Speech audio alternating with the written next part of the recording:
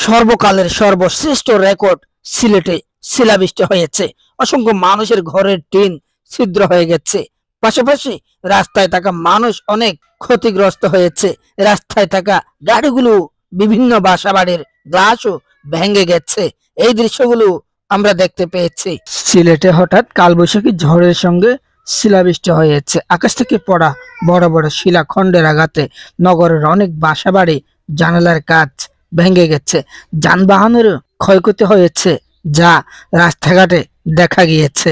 রোববার 31 মার্চ রাত 10টা 20 মিনিট থেকে প্রথমে ঝড়ো বাতাস শুরু হয়। তীব্র বাতাসের মধ্যেই তুমুল বৃষ্টি হতে থাকে। এর কিছুক্ষণ পরেই শুরু হয় তীব্র শিলাবৃষ্টি। বিশাল বিশাল 203 গ্রামের এই শিলাবৃষ্টি পড়ে গাড়ির কাচ ভেঙেছে, ঘরের জানালার কাচ ভেঙেছে, রাস্তাঘাটে মানুষের মাথা ফেটেছে। সিলেট নগরের বিভিন্ন এলাকার বাসিন্দারা জানিয়েছেন, প্রচন্ড শব্দে মনে হচ্ছিল ঘরের টিন ছিদ্র হয়ে যাচ্ছে। এরকম বড় শিলাবৃষ্টি আগে কখনো দেখেননি সেখানকার মানুষজন। স্থানীয়রা জানান, শিলার ওজন ছিল প্রায় আধা কেজি। বৃষ্টির সময় চারদিক আতঙ্ক ছড়িয়ে পড়ে। কালবৈশাখী ঝড় ও শিলাবৃষ্টির কারণে বিভিন্ন জায়গায় ঘরবাড়ি ও গাছপালা ক্ষতিগ্রস্ত হয়েছে। আবহাওয়া অধিদপ্তর সূত্রে জানা গেছে, চৈত্রের শেষ ও বৈশাখের শুরুতে দক্ষিণ পশ্চিমা মৌসুমে বায়ুর প্রভাবে কালবৈশাখী হয়। এ সময় বৃষ্টির ফোঁটাগুলো পড়ার সময় প্রায়ই মাঝপথে বাতাসের ঊর্ধ্বমুখী চাপের মধ্যে পড়ে যায়।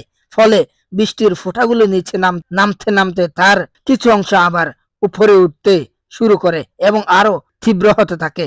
ঘনীভূত পানির ফোঁটাগুলো আরো ভারী হয়ে আবার নিচে নামতে থাকে এবং আবার গরম বাতাসের ঊর্ধ্বমুখী চাপে পড়ে তার কিছু অংশ আবার উপরে উঠতে থাকে।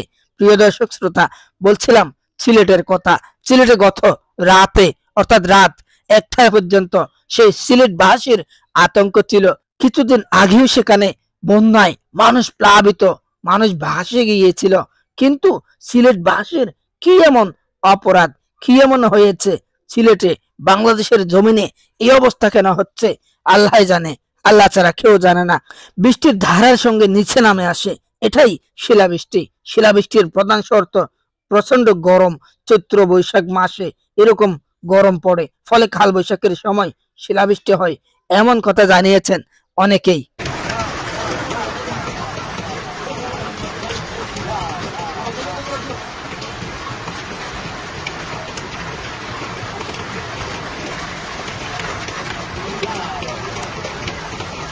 আল্লাহ তাআলা দীর্ঘ সময় ধরে সতর্ক করার পর যখন লূত জাতির কোনো পরিবর্তন হলো না, তখন আল্লাহ তাআলা চূড়ান্ত বিপর্যয়ের মাধ্যমে সমগ্র এলাকা উল্টিয়ে দেন।